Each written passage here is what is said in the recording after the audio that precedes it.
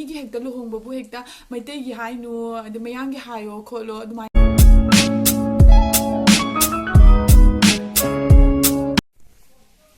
Hello everyone. Tarba. Mapadi jamba. Joy.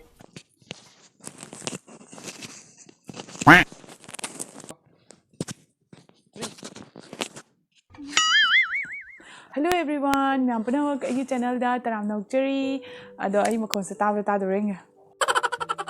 Hello everyone. Myam puna ko igi channel da taram nokchari. Ado ngasi di Q&A ni ado ay mathanda tawre. Habadi ako bemem da ziklay tabako. Dadi ay mathanda oy na tawre. Ado ngasi ay na video siga hi do se keke no habada wa myam ni hi do se. Ado mathang taw na tapi na adum haira age. Ado question and answer se haurage ada aigi spec se mamang na kana su kana gum kana phase hare kana gum kana phase de hare do ada ina yam da haining ba hababu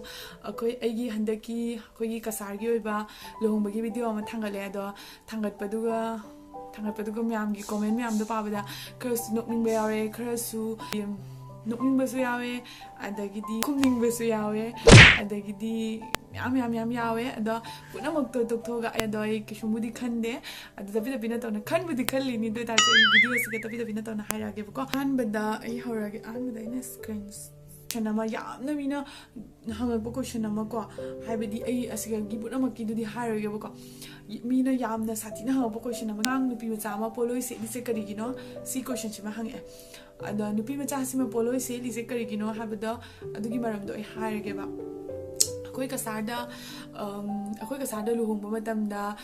kachli puthokpa haibadi kogi mogi dhamanga maugagi kogi lei pareng kundo pareng do adudo kogi smaina ka torga pair ga chatna do angang sing habadi nupi machana tawne dana ado kachli puthokpa da aina dadi kogi phanek se laga adum puthokna rami angang nupi macha sing sina do hojikti phajaba dagidi habadi kai haini mi adum mathang hagadra Chanabi Hagadra, Degdi, those stone area, the answers yam haraudo, Habidi Polo is a selaga muda yamna nungaizava, and the house of a phone with Adugisu Hagatare, Aduna Polo selaga, Angangido, Polo selagando, can not hold many Katli put one maneva. And the citrus we are Kashuna de do, Luxam ID important nate, the said lagadi. Set pa do mi da sa layer ko kana gumba na set pa pam kana gumba na set pa pam de ada set pa isana pam za dana ko imung lohong ba imung dana pam zaraga dagi di poloi set len ba smaina tawni ba ado na han gi do khoi chiche ma gi do khoi chiche gi do ingang do khoina poloi do sela laga puthok pane kaino poloi do kachli puthok do poloi selan bane ate karim gi nate selan jaga su yai ado mi ki apam bani hai tare ba ko duga siga mana poloi am scenery do kari gino su hai poloi am scenery do asagi poloi se nupi si di lohonga da ba nupi si di poloi se la bani no wai dana do duga dum magbu sena bagi da makta to pami am na di ko chiche sing na adumai di poloi do sena ba duga di tanpa khot pa de nungai ta ba makuk chik pa khot bagi da makta ni ba ko si bo khang ji je kai no si question ji kai hangai kamai hadi si mi puna makta taw na bo ni aduga yam scenery do kai gino do kai gino si gumba question si di ai hoi na thangjam Jocelyn haba ada siga taring yauri se karigino habadi koi taring yauri se karigino habase sigi question amashu ai myamda id ai ngi Q&A se lohong bagi da oina tawrage lohong bagi da question ha ko myam se yam chana clear tawninge habadi yam na haidok ninge ba ko dogi da makta ai se gi lohong bagi da makta ni aina sigi Q&A video se ma ise ado siga taring yauri se karigino habagi matangda adu sa harage tabro nang makha dai ngangida bor mayumda mause thingba matamda karigi taring na hana puri no habagi question ne ba ado taring hana pubagi maram se ai su khangde taring na dum puraga lae ado atopa namta puba ude ado na taring na dum puri ni na haitare ko ka sagi chatna bi haitare simi mitau tamba na te ba ko ado mitau tamba se atopa jati lo mo tamda kashumo gi taring leite kashumo gi taring jaude tawde si na de ko Meitei dani ado asesiga migi mata tamba khotpa du haba hona de ba di si masa gi kaino ni haitare ipa ipu hak tak tagi khoi thaina dagi leram ba chetna bi ni si se khoina da ai khang dre kai noi ado khoi pupu matam dagi tareng se puraga lak di tareng se kaino tawre puraga lakna bani aduduna tareng se tawini ha batare ai su khangde ba ko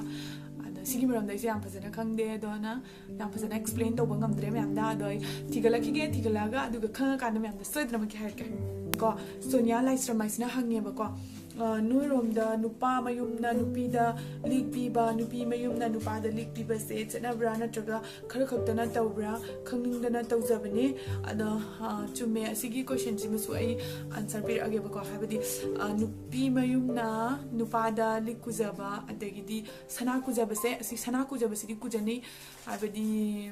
nupi gi maikai dagi ni haidana dam di borda akoi kaino piya ba ko adi khudob khangde duga lik khangde simadi pine ba ko aduga atei henduk thuduk na pibadi adudi mi da leire ado namna pinari se lik pine adagi khudob pine ba ko si chetna adi si se khara khaktana piba na te punamak pine ba aina khangbada di punamak pine na nga pa ma do piba adu mi da hali na sana sagi da motel jare ba ko habadi khudob pininge piba zai lik pininge piba zai lik tu ama pininge piba zai ani pininge piba zai ma ama pige piba ya ado Mimi de Lere, and the gift fighter of God, Nupiron guitar of the Ginu Paronda, then the Paron guitar of the Ginu Fironda. I think I have a seen a command Hayabada, Meitei long Harakanu, Ikaizi, a do Sarupudi Mayang Hayo, the Migi Hector Luhong Bobuhecta, Meitei Haino, the Mayangi Hayo, Colo, the Mina Buhaina bro, Ado, see Matangi Kong, se ai khatang tabada habadi khatang kana te ai tabada nungai te khoi Meitei longba mayang longba khoi gi dubu khoi kasarda longba sibu hekta anu Meitei longba hainu ada mayang longba hayo adu bu kamaina haide no haidi khatang budi khenaram gani ado aina sagi imphal da longba ko longba se hadi yaudribani na da yaudribani na khangde ba ko ba phiron do mayangi male khotle na haira ko sumya mam yawe do Meitei gi phini myam mutne yengo habadi hui Meitei gi kainu ni ba polu su Meitei gi ni purichu Meitei gi puri ni li do adagi sari iliba sari dusu adum khoi Meitei gi duni han manipur dagi akoi daro bad lama do yam harawe dai khoi lakane am se thajaru da bani ado lakti lae laga id yam harauna yam nungai na khoi gi lohong bodo oigre ado khoi gi lohong bagi matang da su wa haining basing do ai tapi bina ningjang ga haira age id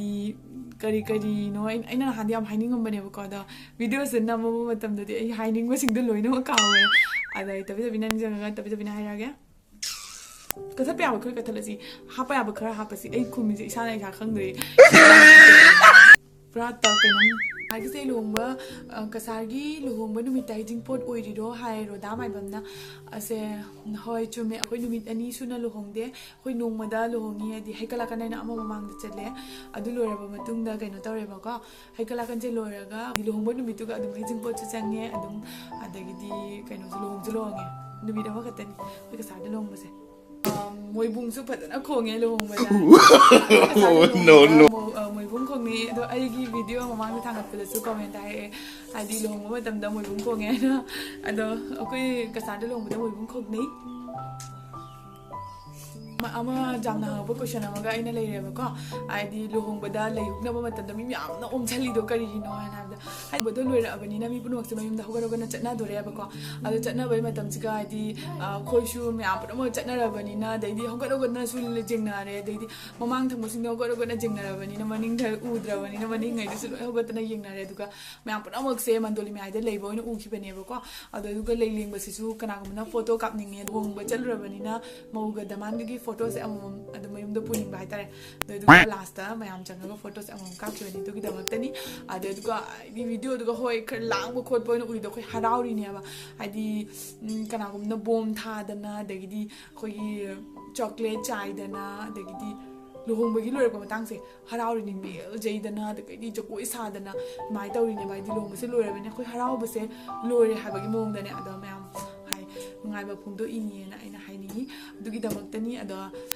taring hapagi maram se khara di haige ba ko akoi gi Meitei gi ba khoi nupi gi ba sinpam se akoi fisalon sa de gi hana hobani na akoi gi afa thabak tharam taw bada makok chung ba se akoi taring na hana thambani haina haidi aina dum khang bani ado asing ba mai madam ji khang de ba ko aina khara akhang ba duni aina hairi se aduni answer haba aduga amana aina myamda aina luhongbagi video hapaise adi imphalga koi kasarga khenabagi matangda mayamda adi khanganingdana uraningdana koi sigadi smile tawi kholi habase adugi damakta adi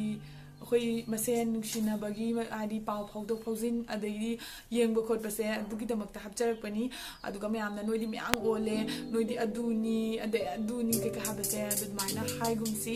adi khenabado aina myamda ucharakpani aduga thina habase khatang numaite aise na hanja inane comment se paba matamda comment se reply pining myam am yawbani adu ngasi di amatta thiwa phangdreba ko ai video se saisigo listenjerge myam